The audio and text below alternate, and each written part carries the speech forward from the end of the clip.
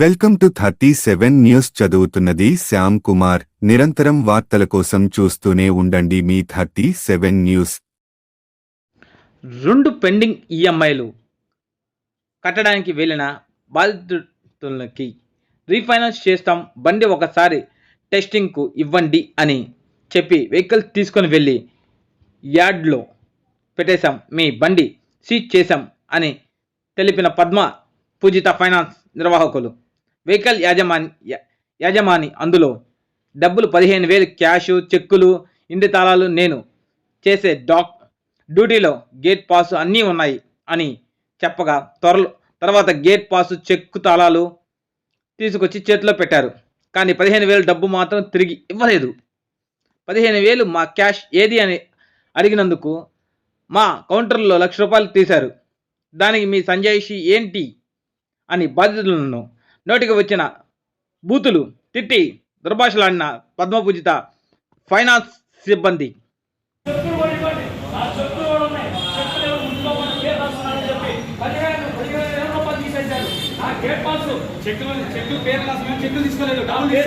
పేరు రాస్తున్నాయని చెప్పి చెక్కులు తీయకుండా 15,000 రూపాయలు పై చిప్పు కూడా తీసుంది. దాని దగ్గర వీడియో కూడా నేను తీశాను. 0220 కింద పెట్టుంది.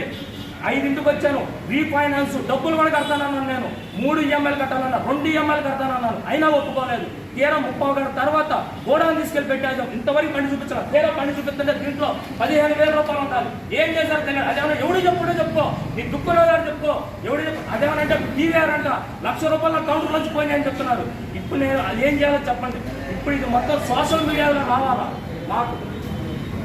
అదేమన్నా ఇప్పుడు సీజింగ్ అంటున్నారు.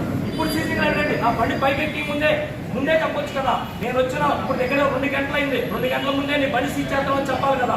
చెప్పకుండా ఈ రకంగా మోసం చేసి ఇబ్రహీం పట్ల నుంచి రమ్మని చెప్పి వచ్చాను. రీఫైనాన్స్ డబ్బులు కూడా కడతానన్నాను, కానీ డబ్బులు కట్టించుకోవట్లేదు. డబ్బులు కట్టించుకోమని నీ బండి సీజింగ్ అన్నారు. దీంట్లో డబ్బులు కడతాకని చెప్పి 13,000 జేబులో పెట్టుకున్నాను, 15,000 ఇంట్లో పెట్టు. అదేమంటే బండిలో నువ్వు డబ్బులు ఎట్లా పెట్టు.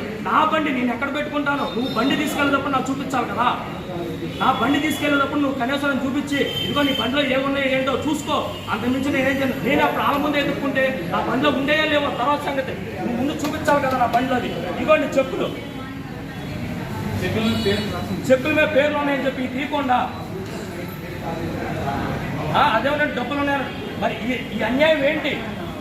ఈ రకంగా చేత అదేమంటే కౌంటర్లో ₹1,00,000 తీసేస్తారని చెప్తున్నాడు టీవీఆర్ గారు అంట. ఆయన ఎవరు?